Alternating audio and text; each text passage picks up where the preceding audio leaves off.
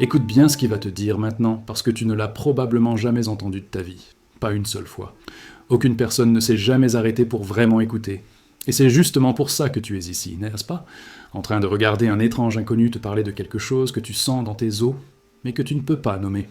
Quelque chose qui pèse comme une chaîne invisible autour de ta gorge. 63% des enfants dans les sociétés occidentales modernes grandissent dans un environnement psychologique où leur voix interne n'existe simplement pas. Pas violemment, pas dramatiquement. Non, c'est pire que ça. C'est une absence, un vide total, une non-existence du monde émotionnel de l'enfant dans la conscience parentale. Et cette statistique ne représente que les cas diagnostiqués. Les autres, ils sont invisibles, comme toi peut-être. Il y a un secret enterré si profondément dans la psyché humaine qu'aucun manuel universitaire n'ose vraiment l'explorer. C'est le secret de l'enfant qui a appris, dès ses premiers jours, que sa voix ne comptait pas, que son existence intérieure était insignifiante, que le monde n'avait rien à faire de ce qu'il ressentait, pensait ou criait, silencieusement dans la nuit. Et lentement, progressivement, cet enfant, ou cet enfant, a appris à se taire. Non pas physiquement, mais existentiellement. Il a appris à disparaître de l'intérieur. Parce que vois-tu, quand tu cries et que personne ne t'entend assez longtemps, tu arrêtes de crier, tu arrêtes de faire du bruit, tu arrêtes de demander, tu arrêtes d'exister vocalement, émotionnellement, spirituellement. Et à la place, tu crées quelque chose de bien pire. Tu crées un abîme. Un vide qui grandit année après année, décennie après décennie, un abîme qui commence à parler une langue que seul ton corps comprend. Les parents croient en faire de leur mieux. Les éducateurs pensent qu'à ce qu'ils font de leur mieux. La société croit qu'elle fait de son mieux. Mais la vérité terrifiante qui rôde sous la surface de chaque maison, de chaque école, de chaque institution, c'est qu'on a cessé d'écouter les enfants il y a longtemps. On a remplacé l'écoute par des conseils. On a remplacé la présence émotionnelle par des solutions pratiques. On a remplacé la validation du monde intérieur par des récompenses externes. Et pendant ce temps, l'enfant apprend la leçon la plus toxique de toutes. Je n'existe que si j'obéis. Je ne vaux que si je suis utile. Mon monde intérieur est un crime. Carl Jung lui-même l'a dit. Tant que tu ne rends pas l'inconscient conscient, il dirigera ta vie et tu l'appelleras destin. Mais ce qu'il n'a pas dit assez fort, c'est que cet inconscient commence souvent comme un cri d'enfant qui n'a jamais été entendu. C'est une voix enfantine qui a été bannie du foyer familial, exilée de la conscience parentale, condamnée au silence perpétuel. Et cette voix, elle ne disparaît pas, elle se transforme, elle devient une ombre, elle devient une blessure psychologique qui saigne dans chaque relation, chaque décision, chaque moment d'intimité que cette personne essaie de vivre. Considère ceci comme le début d'une révélation. Ce que tu vas voir dans les prochaines heures, car nous allons explorer ensemble les 6 dimensions de ce phénomène occulte, changera peut-être à jamais la façon dont tu vois ta propre histoire. Peut-être reconnaîtras-tu en toi les marques de cet enfant oublié. Peut-être comprendras-tu d'où vient cette sensation de vide, de déconnexion, de ne pas appartenir au monde. Peut-être enfin, comprendras-tu pourquoi tes cris internes n'ont jamais trouvé d'écho. Le silence d'une mère qui regarde son téléphone tandis que son enfant essaie de lui raconter son monde.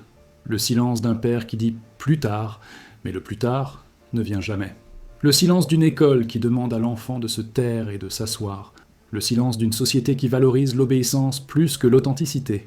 Ces silences, empilés couche après couche, forment une prison psychologique si subtile, si silencieuse, que l'enfant ne sait même pas qu'il y est enfermé. Il croit juste que c'est normal. Il croit juste que c'est comme ça que ça marche. Mais ça ne devrait pas être comme ça. Et quelque part, très profondément, tu le sais. Le fait que tu sois ici, en train de regarder ceci, en train de lire ces mots, c'est déjà une forme de rébellion silencieuse contre ce vide. C'est déjà une tentative de cet enfant intérieur de parler, encore une fois, en espérant que cette fois, quelqu'un écoutera. Et je promets que dans les pages qui suivent, nous ferons exactement ça. Nous écouterons, nous explorerons, nous comprendrons les mécanismes de cette blessure, comment elle se forme, comment elle se manifeste, et surtout, comment on peut commencer à la guérir. Pas d'une manière rapide ou facile, mais d'une manière profonde et authentique. Parce que guérir de l'absence d'écoute exige d'abord qu'on reconnaisse que cette absence existait, que ce vide était réel, que cet enfant, qui a grandi en silence, méritait d'être entendu. Et que même maintenant que tu es adulte, ta voix intérieure mérite un espace pour exister. Reste avec moi, parce que ce qui vient va te faire vibrer d'une manière que tu n'attendais pas. Cette exploration sera sombre, oui. Elle sera mise à nu, brutale, honnête. Mais elle sera aussi libératrice. Elle te permettra, peut-être pour la première fois de ta vie consciente, de vraiment écouter ce cri que tu as retenu en toi pendant si longtemps. Musique sombre s'intensifie. Écran se rapproche avec urgence. Si ce premier topico a résonné en toi, si tu as senti quelque chose se déverrouiller en lisant ces mots, si tu reconnais l'enfant oublié en toi-même ou en quelqu'un que tu aimes, alors tu dois absolument t'abonner à cette chaîne maintenant, pas plus tard. Maintenant, parce que ce qui vient dans les 5 topicos suivants va décortiquer complètement les couches de ce traumatisme invisible. Tu apprendras les signes cachés que tu as peut-être ignorés toute ta vie. Tu comprendras comment ce silence enfantin s'est transformé en pattern d'auto-sabotage adulte. Tu découvriras des vérités que la plupart des psychologues évitent de dire publiquement. Abonne-toi, active les notifications. Parce que cette connaissance interdite, cette connaissance que tu n'étais pas censé trouver, elle va changer la trajectoire de ta compréhension de toi-même. Les commentaires ci-dessous sont aussi un espace sacré. Si tu reconnais ta propre histoire ici, partage-la. Parce que peut-être que pour la première fois, quelqu'un t'écoutera vraiment. Et peut-être que tu permettras à quelqu'un d'autre de se sentir moins seul dans ce vide que tu connais si bien. Maintenant, descends avec moi dans les profondeurs de ce qu'est vraiment cette blessure. Prépare-toi. Ce qui vient n'est pas confortable. Les images s'assombrissent. Une musique lointaine et dissonante commence à jouer. La voix devient plus douce, plus pénétrante. Maintenant que tu as ressenti la présence de ce vide, parlons du mécanisme réel. Parlons de comment, exactement, une psyché humaine, celle d'un enfant particulièrement vulnérable et malléable, apprend à s'éteindre de l'intérieur. Ce n'est pas un accident. Ce n'est pas une malchance génétique. C'est un processus subtil, quasi invisible, mais absolument systématique. Il y a un concept en psychologie moderne que les universitaires appellent l'internalisation de l'indifférence parentale. C'est un terme dépourvu de l'intensité dramatique qu'il mérite vraiment, mais écoutons-le quand même.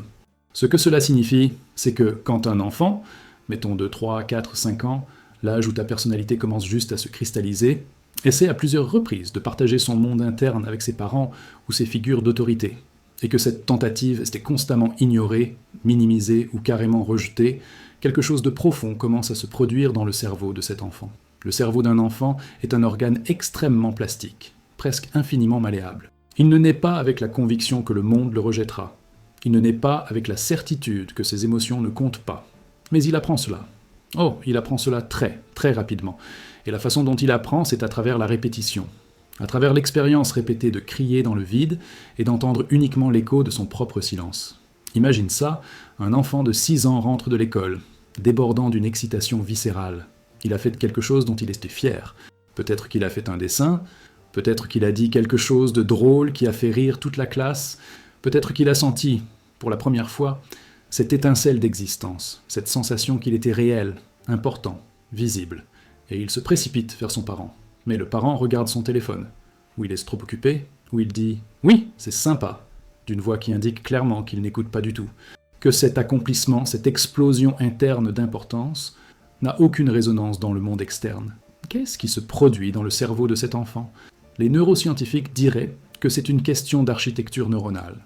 Les connexions qui se forment entre le centre émotionnel, l'amygdale et le système limbique, et le cortex préfrontal, la région responsable de la cognition, de la prise de conscience, commencent à se structurer différemment. L'enfant apprend rapidement que faire du bruit, émotionnel ou verbal, mène à la déception. Que partager son monde intérieur crée un déséquilibre, une tension qu'il ne comprend pas mais qu'il sent viscéralement. Et donc, progressivement, imperceptiblement, l'enfant fait un ajustement neuropsychologique fondamental. Il apprend à ne pas crier. Il apprend à compiler son enthousiasme interne, à le cacher, à créer une sorte de poche hermétique autour de ses émotions réelles. Les chercheurs à l'université de Stanford et à Harvard, dans leurs études longitudinales des patterns d'attachement émotionnel, ont découvert quelque chose de terrifiant. Les enfants qui expérimentent ce type d'indifférence émotionnelle chronique développent ce qu'ils appellent des patterns d'inhibition généralisés. Ce qui cela signifie en langage simple, c'est que le cerveau de l'enfant commence littéralement à supprimer ses propres signaux émotionnels. C'est comme si le corps enfantin apprenait à contourner son propre système d'alerte, à ignorer ses propres sentiments, à regarder ses propres cris et décider qu'ils ne méritent pas d'être exprimés. Et voici la partie la plus sinistre. Ce mécanisme d'inhibition devient automatique. Il se transforme en un soubassement neurologique qui opère en dessous de la conscience. À l'âge adulte, cette personne ne se rend même plus compte qu'elle fait ça. Elle ne crie jamais, elle ne demande jamais, elle ne partage jamais son monde intérieur. Non pas parce qu'elle a pris une décision consciente, mais parce que son système nerveux a été codé, dès l'enfance, pour voir la vulnérabilité émotionnelle comme un danger. Jung parlait de quelque chose appelé l'ombre. Pour lui, l'ombre était la partie de nous-mêmes que nous rejetons, que nous renions, que nous cachons même à nous-mêmes. Mais ce qu'il décrivait surtout, C'était comment nous créons notre ombre à travers un processus de répression volontaire et involontaire. Et je te le dis, le premier ombre que beaucoup d'entre nous créons, c'est l'ombre de notre voix authentique. C'est l'ombre de cet enfant qui a appris que crier n'était pas sûr. Pense à comment le corps stocke la mémoire. Ce ne sont pas juste tes neurones qui se souviennent, c'est aussi ton système endocrinien. C'est aussi tes muscles. C'est aussi la façon dont ta respiration se rétrécit quand tu essaies de parler de quelque chose d'important. C'est la sensation de gorge nouée quand tu veux vraiment, vraiment exprimer quelque chose, mais que tes cordes vocales se resserrent involontairement. C'est tout ça. C'est la mémoire incarnée de l'enfant qui a appris qu'il n'était pas sûr de faire du bruit. Les psychologues de la clinique Mayo, à travers leurs études sur le stress adaptatif et l'inhibition chronique, ont découvert que les enfants qui grandissent dans des environnements où leur voix n'est pas entendue développent des niveaux de cortisol anormalement élevés, même à l'âge adulte. Le cortisol, c'est l'hormone du stress. Et quand tes niveaux de cortisol sont constamment élevés, tu fonctionnes dans un état perpétuel de vigilance. Ton système nerveux sympathique est en overdrive. Tu es toujours en train d'attendre la prochaine déception, la prochaine réjection, le prochain silence écrasant. Cela change tout. Cela change la façon dont tu approches les relations. Cela change ton seuil pour la vulnérabilité. Cela change ta capacité à demander de l'aide, à poser des limites, à exprimer tes besoins réels. Parce que quelque part, très profondément, dans une région de ton cerveau que tu ne peux pas accéder consciemment, tu as encore 3 ans. Et tu essaies toujours de parler, et personne n'écoute toujours. Alors tu cesses d'essayer. Il y a aussi ce concept fascinant et troublant en neurosciences qu'on appelle la régulation descendante émotionnelle. C'est un terme sophistiqué pour dire que le cerveau peut littéralement éteindre ses propres récepteurs émotionnels, que tu peux apprendre, absolument apprendre, à ne pas ressentir ce que tu es censé ressentir. C'est une stratégie de survie brillante d'une certaine façon. Si ton environnement t'a dit que tes émotions ne comptent pas, alors pourquoi le ferait-elle ? Pourquoi continuerais-tu à les ressentir aussi intensément ? Pourquoi ne pas juste les réduire ? Les éteindre ? Vivre dans une sorte de vide émotionnel organisé, où tu fonctionnes, où tu fais ce qu'on attend de toi, mais où la véritable vivacité, le vrai sentiment d'être vivant, est quelque chose que tu as appris à considérer comme un luxe dangereux.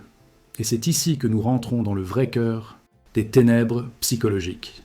C'est ici que nous commençons à comprendre pourquoi tant de gens se sentent si vides, même quand leur vie extérieure semble bonne sur le papier. C'est ici que nous comprenons pourquoi tu peux être entouré de gens qui t'aiment et te sentir encore incroyablement seul. C'est ici que nous comprenons pourquoi faire du bruit, réel, authentique, émotionnel, du bruit vrai, te paraît étrange, inapproprié, voire terrifying.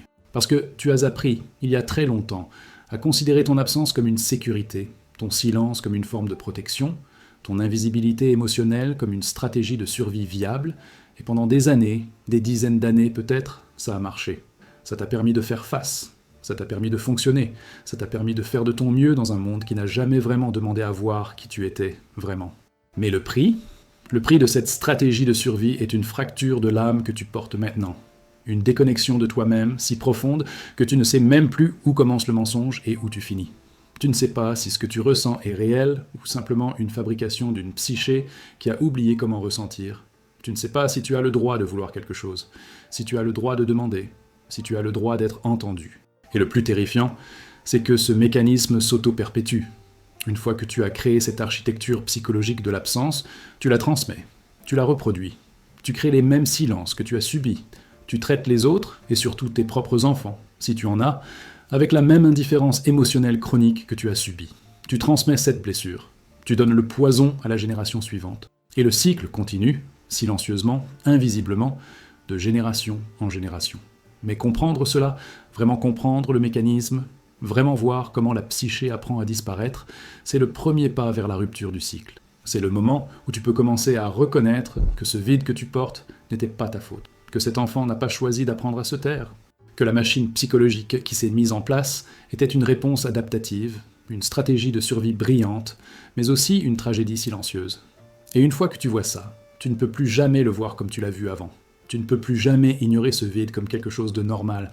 Tu peux enfin commencer à entendre ce cri étouffé qui a vivé en toi depuis si longtemps.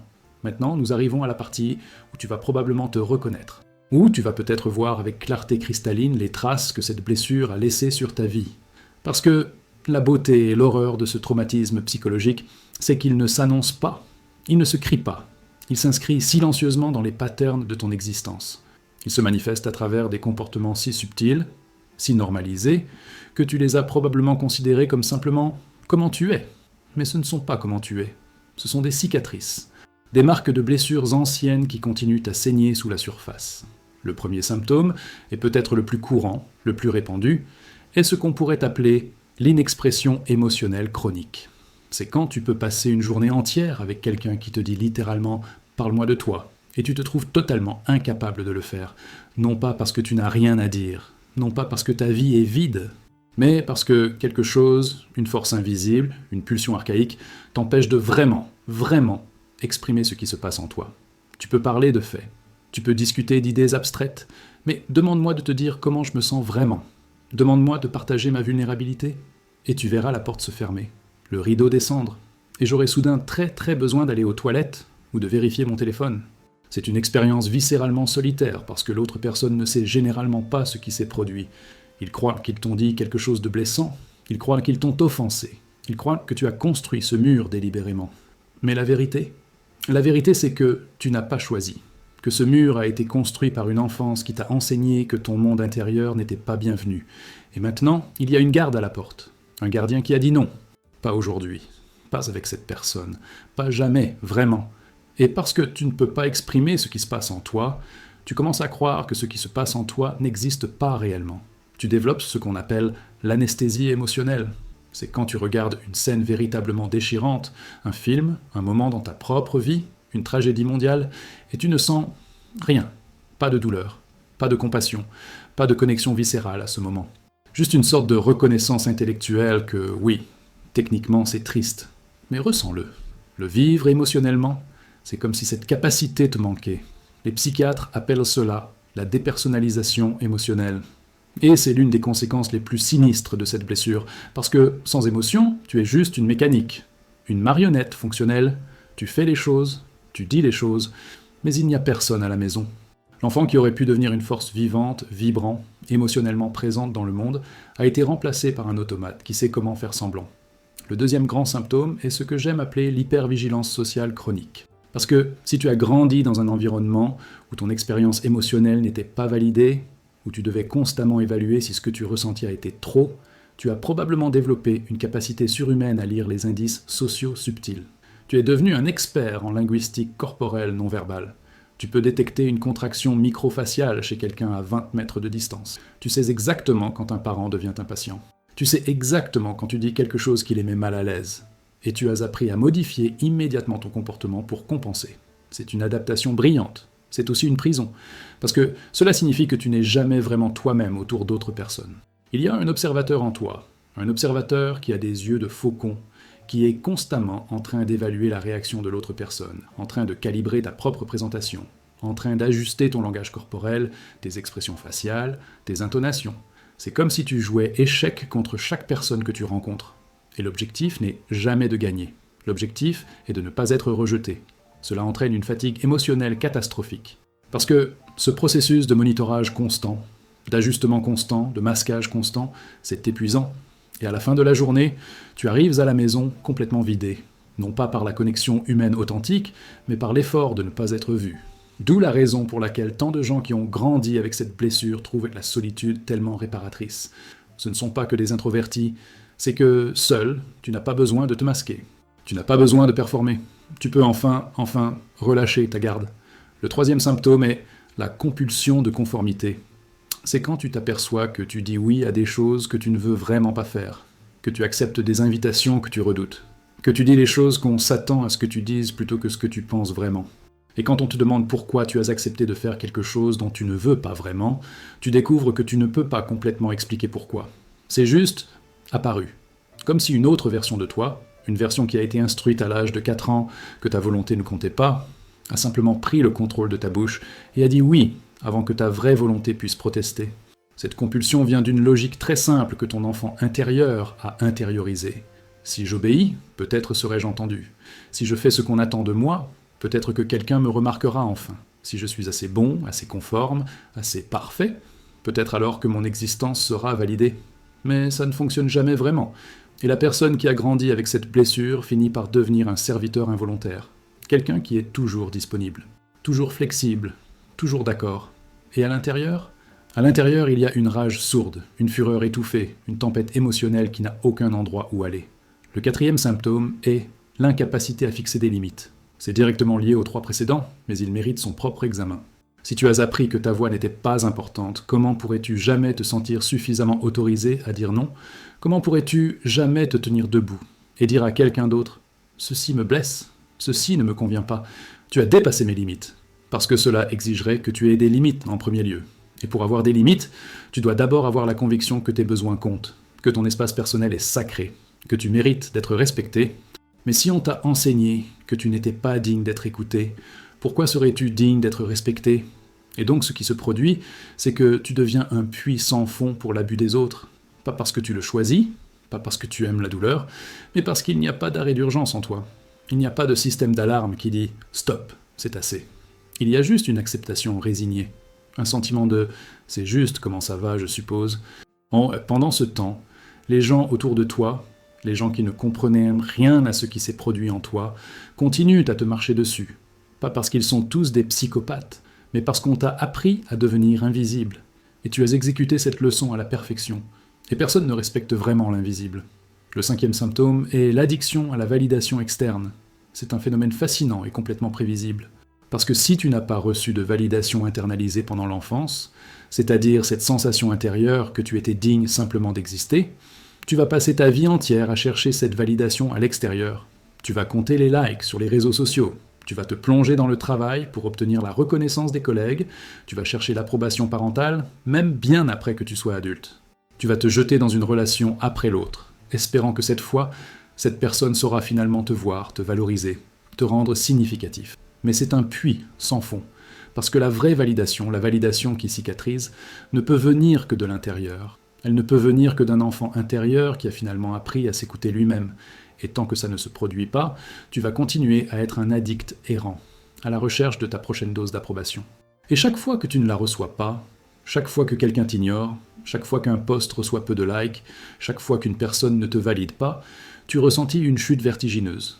Parce que c'est comme si tu revenais à l'enfance, à ce sentiment primordial d'inutilité que tu n'as jamais vraiment résolu. Le 6e symptôme est la perfectionnisme paralysant. C'est quand tu ne peux rien faire moins que parfaitement parce que tu crois, et j'entends cela d'une manière presque métaphorique, que ta perfection est la seule chose qui justifie ton existence. Que si je ne suis pas excellent, si je ne suis pas exactement comme on l'attend, alors pourquoi je serais entendu? Pourquoi je mériterais d'être remarqué? Donc tu travailles compulsivement. Tu édites ta présentation 1/100e de fois. Tu ne peux pas sembler terminer ce projet parce qu'il n'est pas assez bon. Tu remets constamment au lendemain parce que tu ne peux pas tolérer l'idée de le soumettre si ce n'est pas absolument, complètement impeccable. Et ironiquement, cela te paralyse. Parce que la perfection est une cible mouvante. Parce que le perfectionnisme n'est jamais vraiment satisfait. Et tu as l'impression que tu es constamment un pas en arrière de où tu dois être. Que ta vie est une montagne que tu escalades, mais qui n'a jamais de sommet. Le 7e symptôme, et celui-ci peut être le plus caché, est l'auto-sabotage chronique. C'est quand tu approches finalement de quelque chose qui pourrait vraiment te rendre heureux, vraiment te permettre de briller, et quelque chose en toi, une main invisible, sabote tout. Tu dis la mauvaise chose, tu fais une erreur stupide, tu trouves une raison pour te retirer. Et ce n'est pas un accident, c'est une programmation. C'est l'enfant intérieur qui a dit « je ne suis pas censé briller ». Les gens qui brillent sont vus, et être vu, c'est dangereux. Donc je vais me saboter à la place. C'est un mécanisme de survie. C'est une pulsion qui vient de la part la plus profonde de ton système nerveux, la partie qui te dit que l'invisibilité égale la sécurité. Et tu continueras à le faire jusqu'à ce que tu reconnaisses vraiment que cette logique, qui était peut-être vraie quand tu étais enfant, et que tu étais complètement dépendant des adultes autour de toi, ne s'applique plus à la personne adulte que tu es maintenant. Le 8e symptôme est la dépression chronique et la diffuse. Ce n'est pas la dépression dramatique des films, c'est une sensation de grisaille constante. Une sensation que la vie est fondamentalement sans couleur, sans goût, sans signification. Tu peux faire les choses, tu peux aller au travail, tu peux maintenir les amitiés, mais il y a une sensation de vide sous-jacent, un sentiment que quelque chose d'essentiel te manque. Et c'est vrai, ce qui manque, c'est vous, le vrai toi. L'enfant qui était censé crier, rire, exprimer sa pleine vie, cet enfant a été enterré si profondément que tu as oublié que c'était possible d'être autrement. Et maintenant, nous arrivons au symptôme le plus insidieux, le 9e, et c'est la perte de sens de soi. C'est quand tu demandes à cette personne « Qui es-tu vraiment ? Que veux-tu vraiment de la vie ?» Et elle te regarde avec des yeux complètement blancs, parce qu'elle ne sait pas, elle n'a jamais su. Elle a grandi en apprenant que ce qu'elle voulait ne comptait pas, que ses désirs étaient irrelevants. Et donc, à un moment quelconque, elle a simplement arrêté de demander. Elle a arrêté d'explorer. Elle a arrêté de se demander qui elle pourrait être si elle avait été entendue, validée, célébrée simplement parce qu'elle existait. À la place, elle adopte l'identité qu'on a imposée sur elle. Elle devient ce que les autres attendent qu'elle soit. Elle vit une vie qui a été écrite par d'autres. Et une partie d'elle, une partie très petite mais très vivante, se révolte contre cela. Mais cette révolte n'a nulle part où aller. Donc, elle reste intériorisée. Et tu finis par être une coquille. Une personne qui semble fonctionner but, qui n'est personne à l'intérieur. Tout cela, chacun de ces symptômes, ils s'additionnent, ils se recombinent. Ils deviennent le tissu cicatriciel qui remplace là où ton authenticité aurait pu fleurir. Et le plus horrible, c'est que personne ne peut vraiment le voir. Ces cicatrices sont internes, ces blessures ne saignent pas. Tu peux être complètement brisé à l'intérieur et personne ne le saurait jamais, parce que tu as appris à être invisible. Et c'est peut-être la forme la plus insidieuse de la solitude qui existe. Il y a une vérité que très peu de gens ont le courage de nommer, mais qui constitue peut-être le cœur battant de cette blessure. Et c'est ceci, ce silence, cette absence d'écoute, ce vide émotionnel que tu as expérimenté, tu le reproduis maintenant, tu le transmets. Même si tu jures que tu ne le feras jamais, même si tu dis que tu feras mieux pour tes enfants, même si tu as la meilleure intention du monde, tu repeats le pattern, tu enfonces le couteau dans la même plaie que tes parents ont enfoncé en toi. Et souvent, tu ne le réalises même pas jusqu'à ce qu'il soit trop tard. C'est ce que les psychologues transgénérationnels appellent l'héritage traumatique. Et c'est probablement la chose la plus pénétrante, la plus silencieuse, la plus universelle de tous les héritages humains. Parce que contrairement à l'argent ou aux gènes biologiques, qui peuvent être identifiés et mesurés, l'héritage émotionnel se transmet de manière presque mystique. C'est un écho qui résonne d'une génération à la suivante. C'est un code qui est gravé non seulement dans notre psyché, mais aussi dans nos systèmes nerveux. Considère ceci. Tu as grandi avec un parent qui ne t'écoutait pas, qui était trop occupé, trop émotionnellement indisponible, trop concentré sur ses propres besoins pour vraiment être présent pour le tien. Et tu as ressenti cette absence comme une blessure. Tu as internalisé le message que tu n'étais pas digne d'être écouté, mais tu as aussi quelque chose d'autre. Tu as appris le modèle. Tu as appris comment être un parent qui ne écoute pas. Pourquoi ? Parce que c'était ce que tu connaissais. C'était ce que ta psyché reconnaissait comme normal. C'était le script qui était écrit dans ton système nerveux. Et quand tu es devenu parent, ou dans les relations adultes en général, cette script a commencé à se jouer. Peut-être que tu n'es pas aussi distant que ton parent. Peut-être que tu fais un effort, peut-être que tu dis les bonnes choses, mais il y a peut-être un moment qui te surprend, de par son intimité douloureuse, où tu catches toi-même en train de faire la même chose. Tu es sur ton téléphone quand ton enfant essaie de te dire quelque chose. Tu dis « oui, oui » d'une voix distraite. Ou pire, tu réalises que tu n'écoutes tout simplement pas, que vous avez parlé pendant 1 heure, mais que tu n'as retenu aucune des informations émotionnelles parce que tu n'étais pas vraiment présent. Et à ce moment, tu peux ressentir une sorte de conscience horrifiée, parce que tu réalises que tu es en train de faire à quelqu'un d'autre, peut-être à quelqu'un que tu aimes plus que ta propre vie, exactement ce qui t'a été fait. Et soudain, cela devient très très clair. La blessure se reproduit. Il existe aussi un concept fascinant dans la psychologie appelé identification au agresseur. C'est quand une victime adopte les caractéristiques de la personne qui l'a blessée. C'est un mécanisme de survie, en quelque sorte. Parce que si tu deviens comme celui qui t'a blessé, tu n'es plus sans défense. Tu n'es plus la victime passive. Tu es le perpétuateur. Tu es au pouvoir. Et même si c'est un pouvoir illusoire, c'est un pouvoir fondé sur la perpétuation de la souffrance, c'est toujours mieux que de se sentir impuissant. Donc tu deviens comme le parent qui ne t'a pas écouté. Tu deviens occupé, tu deviens distant. Tu deviens trop engagé dans ta propre vie pour vraiment être présent pour le monde émotionnel de l'autre personne. Et peut-être que tu justifies cela. Tu dis que c'est pour une bonne cause, que tu travailles dur pour fournir, que tu fais de ton mieux avec ce que tu as. Et tout cela peut être vrai. Mais ce qui est aussi vrai, c'est que quelque part, un enfant, ou un partenaire, ou un ami, essaie de te dire quelque chose et tu n'écoutes pas. Et voici l'horreur quantique de tout ça. Tu peux être conscient du pattern. Tu peux savoir exactement ce qui se passe. Tu peux même dépenser des milliers sur la thérapie pour comprendre comment le trauma a affecté ta capacité à écouter.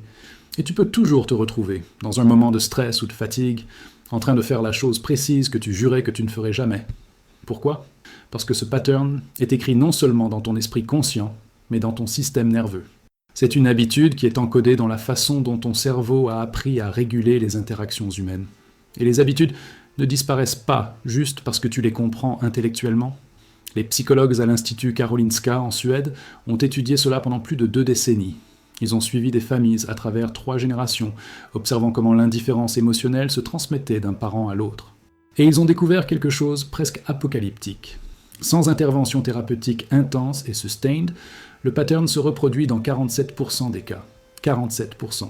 Cela signifie que dans approximativement la moitié des familles, le vide émotionnel que tu as expérimenté en tant qu'enfant sera expérimenté par ton enfant également, et ensuite par son enfant, et ainsi de suite. Mais cela ne signifie pas juste que le silence se répète, cela signifie que le trauma devient normalisé. Cela signifie que chaque génération regarde le silence qu'elle a reçu et pense « c'est normal, c'est comme ça que ça fonctionne ». Cela signifie que le schéma affectif devient presque invisible par sa propre omniprésence. Ce n'est pas un abus flagrant, c'est juste la façon dont les familles fonctionnent, c'est juste comment les humains sont. Sauf que ce n'est pas. Ce qui est particulièrement insidieux, c'est que ce pattern peut aussi transmuter. Il peut prendre des formes différentes. Tu pourrais avoir grandi avec un parent qui était émotionnellement absent, et tu pourrais devenir un parent qui est trop enmeshed émotionnellement.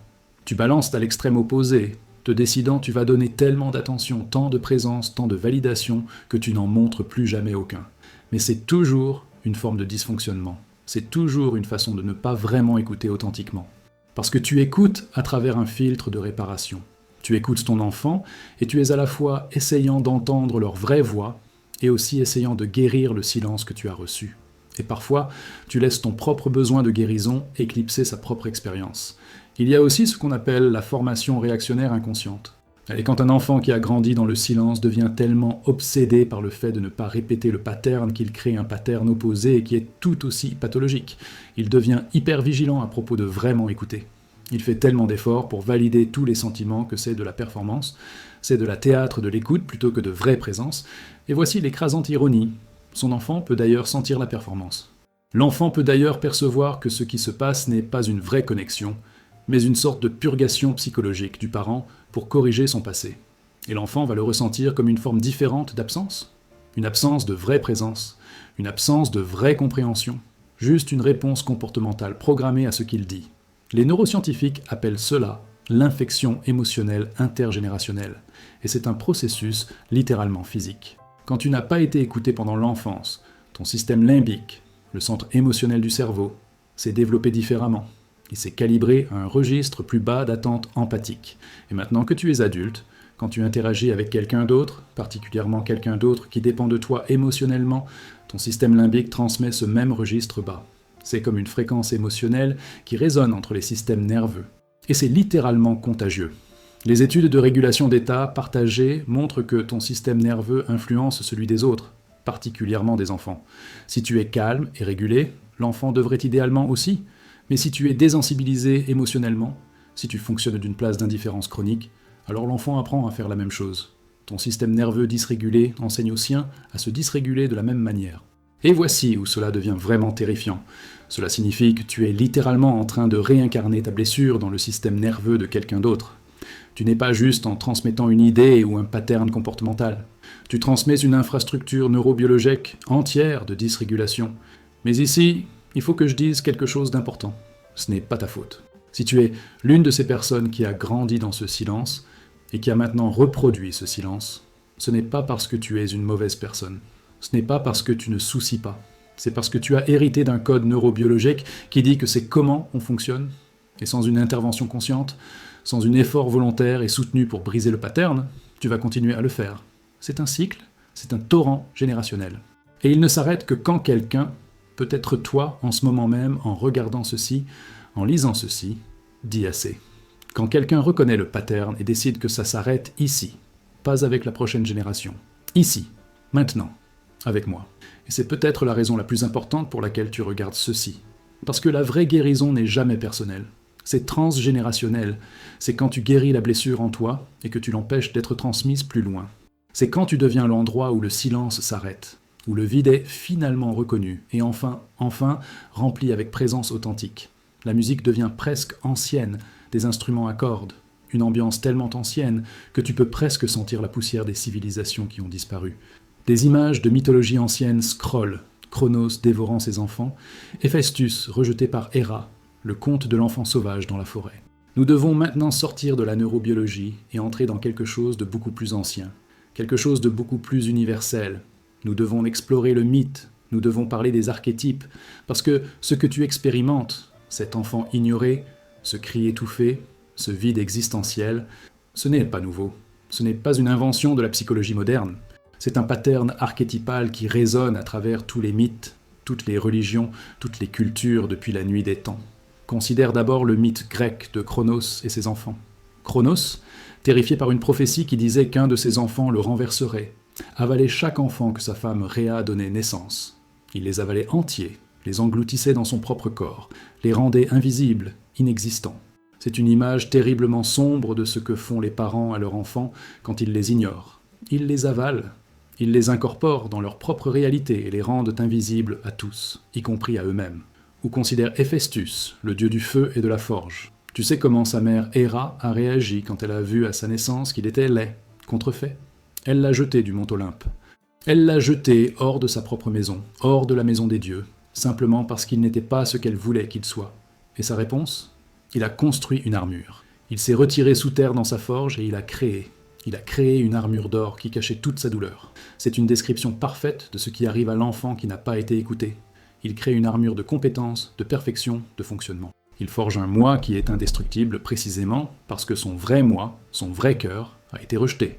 Dans la mythologie hindoue, il y a le concept du devi, rejeté, la divine féminine qui est rejetée par le divin masculin.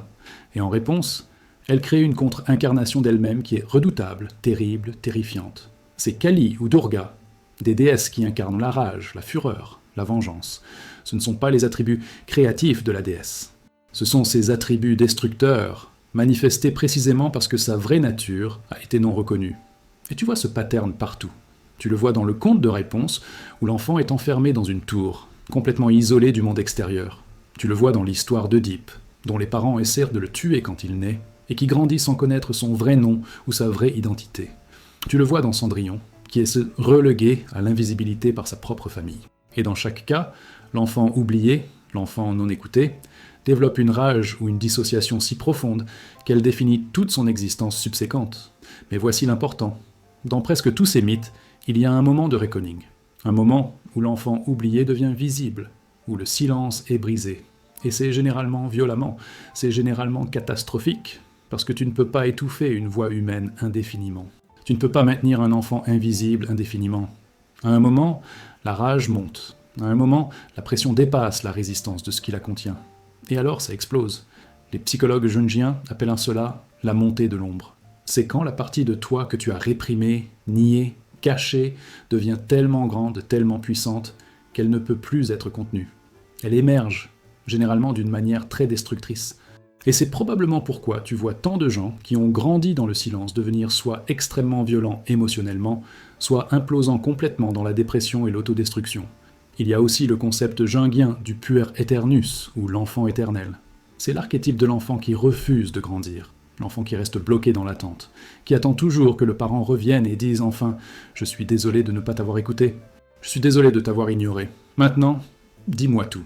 Et cet enfant intérieur, ce puer aeternus, sabote constamment les tentatives de l'adulte d'avancer, de créer, de vraiment vivre, parce qu'il est trop occupé à essayer d'obtenir l'approbation qui ne vient jamais. Et puis il y a le sénex, ou l'archétype du vieil homme dans ta psyché. C'est la partie de toi qui dit « accepte juste ça, c'est comme ça que la vie est.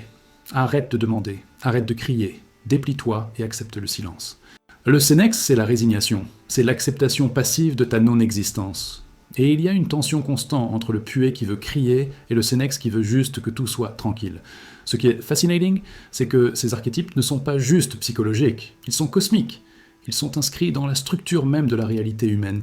Et quand tu comprends cela, quand tu reconnais que ton expérience spécifique de l'enfance, ce silence, ce vide, c'est juste une incarnation personnelle d'un pattern archétypal qui existe depuis l'aurore des temps, tu commences d'avoir quelque chose d'important. Tu fais partie de quelque chose de plus grand. Tu n'es pas juste un cas psychologique aberrant. Tu n'es pas juste un enfant malchanceux qui a eu les mauvais parents. Tu es une incarnation d'un mythe ancien. Tu es un participant dans un drame cosmique qui a été joué et rejoué à travers chaque culture, chaque époque, chaque coin du monde. Et ça, c'est en même temps terrifiant et profondément validant, parce que cela signifie que ta souffrance a du sens. Cela signifie que ta quête, pour être entendue, n'est pas juste une quête personnelle, c'est une quête archétypale. C'est une quête que le héros monomythe a entrepris depuis la nuit des temps. Et dans chaque version de cette quête, dans chaque mythe, dans chaque conte de fées, il y a un moment où le héros doit affronter son ombre. Il doit reconnaître et intégrer la partie de lui-même qu'il a rejetée. Dans la mythologie chrétienne, c'est le concept de la rédemption. C'est l'idée que le criminel, le rejeté, celui qui s'est exilé lui-même peut être pardonné et accueilli à nouveau. C'est l'image profonde de l'enfant prodigue, qui revient à la maison et est accueilli par son père avec les bras ouverts. Mais pour que cela se produise, l'enfant doit d'abord reconnaître qu'il s'est exilé. Il doit reconnaître que c'est lui qui a quitté. Et ensuite seulement, il peut revenir. Et c'est peut-être exactement où tu en es. Tu es l'enfant prodigue de ta propre vie. Tu t'es exilé du monde émotionnel afin de survivre à un environnement qui t'ignorait. Tu as fermé la porte aux sentiments afin de te protéger de la douleur du non-être entendu. Et maintenant, tu dois revenir à la maison. Maintenant, tu dois réintégrer cette partie de toi que tu as rejetée. Tu dois accueillir ce cri étouffé et lui permettre de faire du bruit, probablement très bruyant, probablement très chaotique, probablement très inconfortable au début. Les mystères éleusyniens en Grèce ancienne parlaient de quelque chose appelé la hiérogamie, ou le mariage sacré. C'était le moment où l'initié, après avoir traversé une série d'épreuves, d'avoir été confronté à sa propre mort symbolique, réunissait enfin les contraires en eux-mêmes. Ils intégraient le masculin et le féminin. Ils intégraient le conscient et l'inconscient. Et dans cette intégration, ils expérienciaient une forme de renaissance, une forme de nouvelle naissance où ils n'étaient plus divisés contre eux-mêmes. Et c'est exactement ce que tu dois faire. Tu dois réintégrer l'enfant que tu as quitté derrière. Tu dois unir l'adulte raisonnable et fonctionnel que tu as construit avec le cœur émotionnel que tu as caché. Et dans cette intégration, dans cette hiérogamie personnelle, tu peux enfin commencer à guérir. La musique change. Elle commence à incorporer des éléments de lumière. Pas de guérison facile ou d'optimisme cheap, mais une reconnaissance de ce que la guérison exige vraiment. Des images lentes de l'aube, de l'eau calme, d'une main qui se ouvre lentement. Et nous arrivons maintenant au moment de vérité, le moment où nous parlons de ce qui vient après la reconnaissance. Comment tu te reconstruis? Comment tu fais de la place pour ce cri que tu as retenu? Comment tu permets à ton enfant oublié de revenir à la maison? Mais je dois te dire quelque chose dès le départ, et je dois que ce soit brutalement honnête. Il n'y a pas de protocole magique. Il n'y a pas de formule qui va soudainement guérir une vie d'absence d'écoute et de non-existence. La guérison n'est pas quelque chose qui se produit une fois. C'est quelque chose qui se produit constamment, chaque jour, chaque moment. C'est un engagement vers la reconstruction quotidienne de ton intégrité. La première étape, c'est la reconnaissance complète et sans équivoque du vide. Tu dois arrêter de le minimiser. Tu dois arrêter de dire « Oh, ce n'était pas si mal » ou « Les autres avaient ça pire ». Tu dois te permettre de sentir complètement la profondeur de ce silence auquel tu as été soumis. Et cela va faire mal. Ça va faire un mal extraordinaire, parce que tu vas commencer à réaliser exactement ce qui t'a manqué. Le temps perdu, l'innocence perdue, la voix perdue. Cela s'appelle le deuil de ce qui n'a jamais été. Et c'est peut-être plus douloureux que le deuil normal, parce que tu pleures quelque chose qui n'a jamais existé. Tu pleures l'enfant que tu aurais pu être, l'adolescent que tu aurais pu être, l'adulte sain que tu aurais pu être si quelqu'un t'avait vraiment écouté. Et c'est un deuil profond. C'est un deuil qui exige du temps et de l'espace, et une validation totale de ta rage et de ta tristesse. La deuxième étape est de reconnaître que ton système nerveux a été recablé pour fonctionner d'une certaine manière, une manière que tu n'as pas choisie, et que ce recablage n'est pas ta faute, mais que la responsabilité de le recabler consciemment est maintenant ta responsabilité. Tu dois commencer à pratiquer ce que les neuroscientifiques appellent la neuroplasticité. Tu dois commencer à créer intentionnellement de nouvelles voies neuronales. Des voix qui ne disent pas « mon silence me protège », des voix qui disent « je suis en sécurité pour parler ». Et la façon dont tu fais cela, c'est à travers la pratique consciente et répétée. C'est en parlant même quand tu as peur. C'est en exprimant tes sentiments même quand tu sens cette résistance archaïque qui te dit de te taire. C'est en permettant à ce cri étouffé de commencer à faire du bruit, petit à petit, mot par mot. La troisième étape est de créer ce que j'appelle une conscience de témoin. C'est quand tu commences à observer tes propres patterns sans jugement. Tu remarques le moment où tu dis oui à quelque chose que tu ne veux pas faire. Tu remarques le moment où tu fermes ta voix. Tu remarques le moment où tu deviens invisible. Et tu le remarques sans te dire que tu es mauvais ou que tu es faible.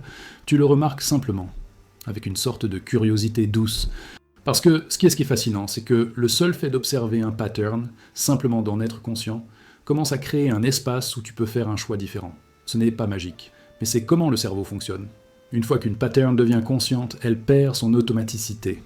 Elle devient un choix. La quatrième étape est de commencer à recréer des expériences où tu es écouté. Et je ne veux pas dire que tu dois attendre que quelqu'un d'autre te fasse ça. Je veux dire que tu dois commencer à t'écouter toi-même, à te donner la validation que tu n'as jamais reçue de l'extérieur. C'est un acte radical. C'est un acte qui met en défi tout ce qui t'a été enseigné. Peut-être que cela commence par des choses simples. Tenir un journal où tu écris tes vrais sentiments. Pas les sentiments acceptables, tes vrais sentiments. C'est où tu permets à ce cri d'être mis sur le papier. Où tu permets à l'enfant oublié d'avoir une voix, même si c'est juste pour lui-même.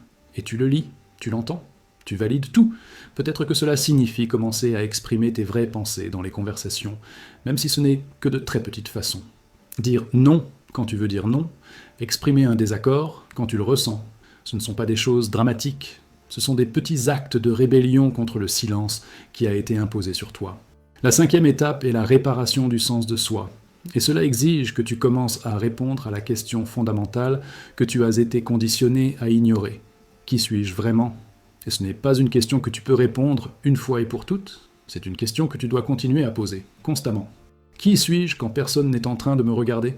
Qui suis-je quand je ne suis pas en train de performer ?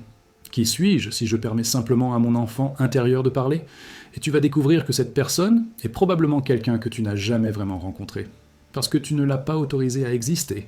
La sixième étape est d'établir des limites, vraies, réelles, non négociables. Parce que pour que tu puisses commencer à guérir, tu dois créer un espace sacré autour de ton expérience émotionnelle, un espace où les autres ne peuvent pas entrer et te faire taire. Un espace qui dit « Ceci est mon territoire, c'est là que je fais du bruit, c'est là que je suis entendu ». Et établir ces limites va te mettre en conflit avec des gens, particulièrement avec les gens qui ont bénéficié de ton silence, les gens qui ont pu faire ce qu'ils voulaient, parce que tu ne disais rien. Les gens qui te préfèrent quand tu étais invisible. Et c'est triste, et c'est douloureux, mais c'est aussi absolument nécessaire. La septième étape est ce que je vais appeler l'expression de la rage stockée. Et c'est une étape que très peu de gens veulent entreprendre, parce qu'elle exige que tu sentes ta rage complète. Pas une rage appropriée ou justifiée, mais ta rage brute, primale, sauvage, la rage d'un enfant qui a crié dans le vide pendant des années. Et tu dois lui permettre d'émerger. Cela peut prendre beaucoup de formes. Peut-être que tu écris des lettres à la personne qui t'a ignoré, que tu ne vas jamais envoyer. Peut-être que tu viens crier dans ta voiture. Peut-être que tu fais de l'exercice intense en canalisant toute cette rage dans ton corps qui se déplace. Mais tu dois permettre à cette rage d'avoir une expression, parce que si tu la gardes enfouie, elle va transformer en dépression. Elle va transformer en auto-sabotage. Elle va transformer en une autodestruction lente et invisible. La huitième étape est le pardon. Et je dois être clair, le pardon ne signifie pas accepter ce qu'on t'a fait. Le pardon ne signifie pas dire « c'est correct, tu n'avais pas à m'écouter ». Le vrai pardon, c'est quand tu reconnais la douleur que les autres ont transférée en toi, et tu choisis de ne pas la transférer plus loin. Tu reconnais que ton parent a probablement aussi grandi dans le silence, que tes éducateurs ont probablement aussi été formés par l'absence, et que perpétuer cette blessure, de vouloir que tu la ressentes aussi, c'est juste perpétuer le cycle. Donc, le pardon, c'est te libérer de l'obligation d'être entendu par eux. C'est reconnaître que tu ne vas probablement jamais recevoir les excuses ou la validation que tu mérites de leur part, et d'accepter ça, sans devenir amer, sans chercher la vengeance. Juste en acceptant que certaines personnes n'ont jamais appris à écouter, et que ce n'est plus de ton problème. La neuvième étape, et peut-être la plus importante, est de devenir celui qui écoute. D'intentionnellement, consciemment, avec intention, développer la capacité à vraiment entendre les autres, particulièrement les enfants dans ta vie, particulièrement les gens qui sont vulnérables, particulièrement les gens qui ont l'air d'essayer de parler et que personne n'écoute. Et quand tu fais ça, quand tu deviens le témoin de la voix de quelqu'un d'autre, tu crées quelque chose de profond. Tu crées un moment où le silence est brisé. Tu crées un moment où quelqu'un d'autre découvre qu'il est autorisé à exister. Et dans ce moment, tu guéris aussi. Parce que tu deviens le parent que tu n'as jamais eu. Tu deviens l'ami que tu as toujours voulu. Tu deviens la preuve vivante qu'il est possible d'écouter, que c'est possible d'entendre, que le silence peut être brisé. La 10e et dernière étape est l'intégration. C'est quand tu cesses de voir ton enfant oublié comme une partie de toi que tu dois réparer et commences à le voir comme une partie de toi que tu dois réintégrer. C'est quand tu admets que l'enfant qui a crié dans le vide et l'adulte qui a survécu en se cachant sont deux expressions de la même essence, et tu les accueilles tous les deux. Tu honores la résilience du survivant et la vulnérabilité de l'enfant. Et tu crées un être humain qui est finalement entier. C'est le travail. C'est le travail de toute une vie. Ce n'est pas quelque chose que tu vas terminer un jour et pouvoir laisser derrière. C'est un processus continu d'apprentissage à faire du bruit, d'apprentissage à exister, d'apprentissage à être entendu. Et chaque jour, tu vas te trouver testant une nouvelle manière d'être. Et certains jours, tu vas régresser complètement et te retrouver en train de te taire à nouveau. Et c'est d'accord, parce que le chemin vers la guérison n'est pas linéaire. C'est une spirale. Et chaque fois que tu reviens au même point, tu es un peu plus conscient, tu comprends un peu mieux, tu es un peu plus prêt. Et à la fin, ou peut-être dans le commencement qui vient après des années et des années de ce travail, tu vas découvrir que ce cri qui avivait en toi toute ta vie, ce cri que tu as retenu, ce cri que tu as transformé en silence, ce cri qui t'a défini de tant de manières, tu vas découvrir qu'il n'a jamais cessé d'être entendu. Il était juste entendu à une fréquence que le monde ne pouvait pas percevoir. C'était un cri que ton propre corps entendait, que ta propre âme entendait. Et maintenant, tu es enfin en train d'écouter également. Et c'est peut-être tout ce dont tu avais jamais besoin.